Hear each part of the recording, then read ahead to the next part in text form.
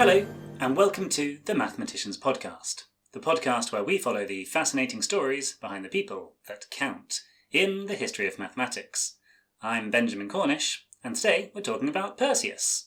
Not the guy who decapitated Medusa, that's Perseus the Greek hero, and not Perseus of Macedon, who spent more time battling Romans than algebra. This was Perseus the Greek mathematician who lived in the 2nd century BCE. He belonged to the Hellenistic period, an age where Greek thinkers weren't satisfied with merely pondering the cosmos, they wanted to measure it too. This morning began, as many of my mornings do, with the noble intention of crafting the perfect smoked salmon and cream cheese bagel. A ritual, really. 2 halves, 1 purpose. A torus divided in the service of elegance and dill. The salmon was silky, the cream cheese cold, the dill freshly pinched from a withering supermarket sprig. All that remained was to slice the bagel, cleanly, evenly, along a plane of purest symmetry. A Spiric section, if you will. Except I didn't. My sleep-deprived brain, still running on last night's dreams and a faulty understanding of verticality, drove a knife straight down through the bagel's very soul. As a result, a catastrophic reduction in surface area. The tiniest possible platform on which to express my love of cured fish. I would have thrown the darn thing away and started again, had it not been the last left in the bag. So I schlepped my cream cheese on the perfect circular cross-section, all 4 circles in fact, and ate it anyway. Of course I did. But the real humiliation came in the break room, where my colleagues, those heartless titans of office banter, looked upon my breakfast with the horror usually reserved for conceptual sculpture. I mumbled that it was intentional, a postmodern reimagining of cylindrical symmetry. They laughed. I smiled, as if in on the joke. I was not. Through a veil of suppressed tears and cream cheese, I filed a HR incident on the grounds of bagel-based workplace hostility. My line manager is still processing it. Emotionally, I mean. And it got me thinking, if you slice a torus the wrong way, you don't always get what you expect. You might get 2 beautiful loops, or you might end up with a sad metaphor and too much dill. This, coincidentally, brings us to Perseus, the mathematician one. Sadly, we don't know much about Perseus's personal life, but we do know he was part of mathematical lineage extending from the classical Greek thinkers, building on the work of Euclid and Archimedes while prefiguring later developments in geometry. His work is especially connected to the study of geometric shapes known as conic sections, and he added his own distinctive touch with a shape called the Spiric section, a contribution that is as fun to say as it is to study. To understand Spiric sections, let's back up to conic sections, the shapes you get by slicing a cone, conic. Depending on the angle of the slice, you'll end up with a circle, an ellipse, a parabola, or a hyperbola. Apollonius of Perga, whom we talked about last week, gave these curves their names and studied them in mind-numbing detail. Perseus took a slightly different approach. Instead of slicing cones, he looked at what happens when you intersect a torus, that is a donut-shaped surface, with a plane. The curves that result are called Spiric sections. This is from the Greek word spiris, which loosely means torus. And if you're wondering why anyone would care about cutting up a hypothetical donut, you're not alone. But Spiric sections turned out to be an intriguing new way to study 3-dimensional geometry. The basic idea works like this. Imagine a circle rotating around a line in the same plane as the circle. This generates the torus. When you slice that torus with another plane parallel to the axis of rotation, you get a Spiric section. Depending on where and how you slice, the result can be a pair of concentric circles or more complicated curves. It may sound abstract, but Spiric sections saddled the horses, ready for understanding the geometry of more complex surfaces. I'm talking negative curvature. Whilst the plane has no curvature, and same goes for the cone for that matter, everywhere except at the apex, and a sphere has a constant positive curvature, The torus is the most basic shape we can meet with a negative curvature. And of course, we are now using the Gaussian definition of curvature for 3D shapes. That is, where we take two orthogonal lines in the surface and we measure the curvature of both of them and then take the product of these two curvatures to see the sort of three-dimensional curviness.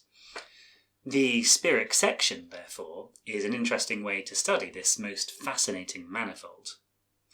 A torus can come in many flavours and varieties. After all, one can measure the internal tube radius or the external rotational radius.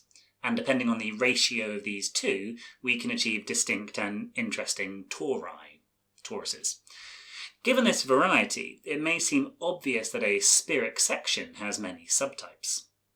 One of my favourites is the lemniscate of Bernoulli, which we use today as the infinity symbol. This fits in with the family of Cassini ovals, named after a 17th century mathematician Giovanni Cassini. The Cassini oval has the delightful property that it is the locus of points where the distances from two fixed foci has a constant product. That is, you have 2 points on the plane, you draw lines between those 2 points and a third point, you multiply the length of those two lines together, and that multiplication always has to be the same number. Then you just look for all of the points that have that same property, that they have the same product of the distances from the two foci. That gives you the Cassini oval. Now, this sits in contrast with a circle where the distances have a fixed ratio from the two foci. That is, you do one length divided by the other, and it gives you the same number. Or the ellipse, which has a fixed sum, or the hyperbola, which has a fixed difference, and the parabola, which is equidistant. So, thus, I would argue the Cassini oval, or Spiric section more specifically, should stand shoulder by shoulder with these other great curves. Another great link to ellipses and hyperbolas is the isoptic of the ellipse and the hyperbola. They're both a Spiric section, where the isoptic is the locus of points which are the intersection of two tangents meeting at a set angle. So imagine you fix two sticks at an angle, say 120 degrees, and then you put a pen at the crossing point of these two sticks, and then you sort of rub this angle along the perimeter of an ellipse. Voila, you've got a Spiric section. I'm also going to drop in another lovely adjective for Spiric sections without giving any further details because we are yet to discuss complex numbers, but let's just say they are bicircular. You might be wondering why Perseus's curves matter beyond theoretical curiosity. Here's why. Modern geometry relies heavily on understanding how curved surfaces interact with flat planes. In differential geometry, a branch of mathematics that underpins both general relativity and all of modern physics, these kind of intersections help us describe space-time. The torus itself is a simple example of a Riemann surface, that is a connected one-dimensional complex manifold. Perseus wouldn't have known any of that, of course. His interest in Spiric sections comes from the Greek passion for geometric perfection. But his work planted the seeds for modern approaches to multi-dimensional geometry. For all his brilliance, Perseus worked without some key tools that we take for granted. He had no access to algebraic notation. Ancient Greek mathematicians worked almost entirely through geometric proofs, describing their ideas verbally and visually rather than with tidy equations that we use today. If Perseus had lived just a few centuries later, he might have marvelled at the work of Diophantus, who introduced early forms of algebra. Or fast forward to the 17th century and René Descartes would have given us the Cartesian coordinate system, a framework that made it much easier to describe curves like Spiric sections with equations. But even without these tools, Perseus managed to push geometry forward. His work shows how far you can go with a compass, a straight edge, and a lot of imagination. It's easy to think of ancient mathematicians as dusty relics of the past, but Perseus' ideas are still alive in surprising places. In modern physics, understanding the intersections of complex surfaces helps us to describe everything from the shape of the universe to the behaviour of subatomic particles. Meanwhile, computer graphics and 3D modelling use similar mathematical principles to render curved surfaces with uncanny precision. So by exploring Spiric sections, Perseus expanded the boundaries of geometric knowledge and helped lay the groundwork for more advanced mathematical theories. In particular, he first introduced the world to the analysis of the torus, an object so specific that it comes up in all sorts of unlikely spaces, especially when testing out interesting mathematical ideas. Consider graph theory, for instance. Yes, this map colouring problem is interesting, but what would it look like on a torus? His legacy also serves as a reminder that even the most abstract ideas can have far-reaching consequences. The next big mathematical breakthrough might not come from a flashy genius, but from someone quietly and methodically slicing their way through the unknown. So, here's to Perseus, the mathematician who taught us that even a humble torus can hold a world of mathematical wonder. If nothing else, he proved that when it comes to geometry, there's always room for one more twist.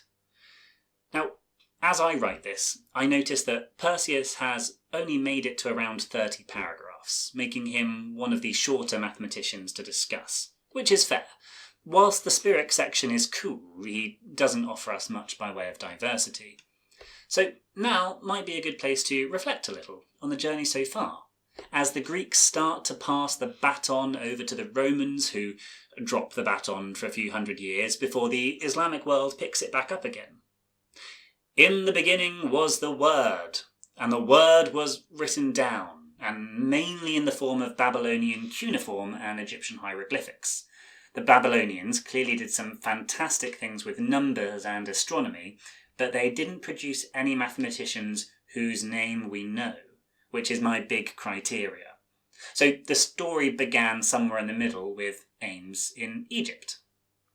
Around 2000 years BCE, Egypt was entering its Middle Kingdom, following a period of chaos known as the First Intermediate Period. Central authority was re-established under kings like Mentuhotep II, who reunified the country and ruled from Thebes. The pharaoh was seen as a divine ruler, and a powerful bureaucracy of scribes and officials managed taxation, irrigation, and construction projects. Egypt's international reach was expanding, with trade routes reaching into Nubia for gold and into the Levant for timber and incense. But it wasn't a period known for large-scale warfare. Similarly, in Babylonia, the earlier dominance of the Sumerian city-states was giving way to new Semitic powers. Around this time, once a great Sumerian capital, was in decline, and Amorite tribes were establishing themselves in cities like Babylon. The political landscape was fractured, with multiple city-states vying for control and forging shifting alliances. While not yet an empire, Babylonia was on the path to becoming one, under rulers like Hammurabi, a few centuries later. International interaction was frequent, though more through trade and diplomacy than full-blown conflict. The story then whips across to Thales of Miletus. By 500 BCE, the Greeks had established a wide network of colonies across the Mediterranean and Black Sea, from Massalia, modern Marseille, in the west, to Byzantium in the east. These colonies weren't controlled by a central empire, but maintained cultural and economic ties with their mother cities, or metropoles, like Athens, Corinth, and Miletus. Politically, Greece was a patchwork of independent city-states, with differing systems. So Athens was experimenting with democracy, while Sparta had a rigid oligarchy. This was a time of growing tension with the Persian Empire, which had absorbed several Greek cities in Asia Minor. And this is where we see the Ionian Revolt against Persian rule, which triggered the Greco-Persian Wars. The key battles like Marathon and Thermopylae. Quick shout out to the fans of the film 300. Salamis and Plataea saw a fragile alliance of Greek city-states, led by Athens and Sparta, repel the vast Achaemenid Empire. In the aftermath, Athens rose to power through the Delian League, which gradually transformed into an Athenian maritime empire. Meanwhile, tensions with Sparta deepened, ultimately leading to the outbreak of the Peloponnesian War in 431 BCE. This period of history could all loosely be described as the pre-Socratics, at least from a philosophical standpoint. It was during this charged, shifting political era, marked by democracy, imperial ambition and civil strife, that Plato was born into an aristocratic Athenian family. From Plato we see the boom in academia, including Aristotle and the first great schism of academia. And from Aristotle, the world is set on fire, with flames fanned by Alexander. So the story here begins with Philip II of Macedon, who rose to power in 359 BCE and transformed Macedonia from a fractured kingdom into a dominant military state. After uniting the Greek city-states, partly by force, partly through diplomacy, Philip was assassinated in 336 BCE. Leaving the throne to his 20-year-old son, Alexander III. Over the next decade, Alexander the Great launched one of history's most rapid and far-reaching military campaigns, defeating the Persian Empire, marching through Egypt, Mesopotamia, and as far as India. By the time of his death in 323 BCE, he had built an empire stretching from Greece to the edge of the Indus Valley. But with no clear successor, the empire quickly fractured amongst his generals, the Diadochi. The Ptolemaic kingdom in Egypt, ruled by Ptolemy and his descendants, the Seleucid Empire in Asia and Mesopotamia, the Antigonid dynasty in Macedon and parts of Greece, and the Attalid dynasty in Pergamon in Asia Minor, which rose slightly later but became a cultural rival. These kingdoms often clashed, but all shared Greek cultural roots and patronised learning and the arts to legitimise their rule. Alexandria, founded by Alexander, but developed under Ptolemy I and his successors, became the intellectual capital of the Hellenistic world. The city housed the Library of Alexandria, possibly the largest in antiquity, and the Museum, a research institution that attracted scholars from across the Mediterranean, thinkers like Euclid, Archimedes, Eratosthenes, studied or were associated with Alexandria. It became a melting pot of Greek, Egyptian, Persian, Jewish, and Indian knowledge, marking a shift from local city-state learning to an international scientific tradition. But hang on, we've just discussed some of the big mathematical names of the recent episodes, and so far, no one's mentioned Rome. What's going on in Rome? Well, according to legend, Rome was founded in 753 BCE. For its first couple of centuries, it was a monarchy ruled by kings, some possibly Etruscan. By 509 BCE, the Romans overthrew their last king and established the Roman Republic, marking the beginning of a political system centred on elected magistrates and a senate. Rome was still a regional power, and much of its focus was on fighting neighbouring tribes and slowly expanding in central Italy. While the Greeks were fighting the Persians and later forming Alexander's empire, Rome was engaged in conflict after conflict, first against Latin and Sabine peoples, and then against the powerful Etruscans and Samnites. It developed a citizen-soldier army, strong legal institutions, and a flexible political system that allowed expansion without collapsing. Rome's wars were long and brutal, but it emerged in 300 BCE as the dominant power in Italy south of the River Po. While Alexander was conquering the east, Rome was consolidating the west. By 264 BCE, Rome was strong enough to challenge Carthage in the First Punic War, the start of a long rivalry. Over the next 2 centuries, Rome would defeat Carthage and the Hellenistic kingdoms, including Macedon, Syria, and Egypt, eventually absorbing them into its growing empire. By 100 BCE, Rome was no longer a city-state. It was the rising hegemon of the Mediterranean world, politically unstable, but militarily dominant. So, have we missed any Roman mathematicians yet? Well, yes and no. Archimedes was from modern-day Sicily, but he would have balked at the idea of being thought of as Roman, and Italian wouldn't exist well into the 19th century. In fact, Archimedes died as a result of Roman occupation on the island, so very much not Roman.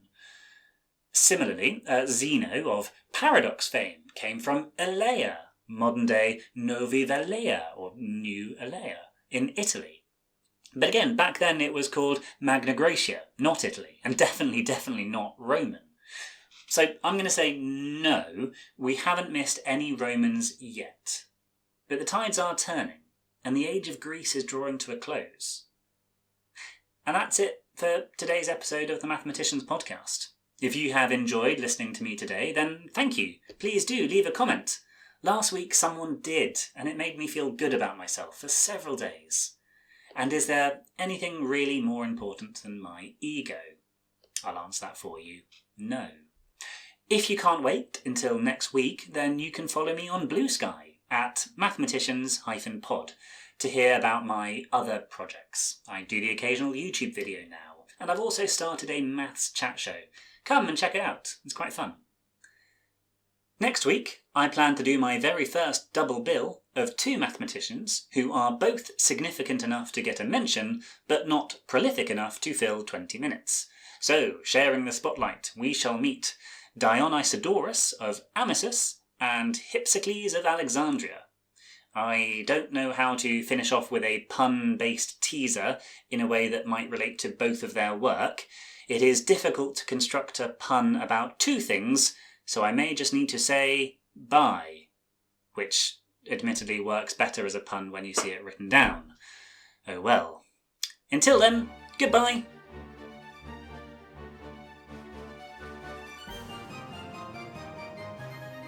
The music today is Dance Macabre Finale by Kevin MacLeod. You can find more information in the show notes.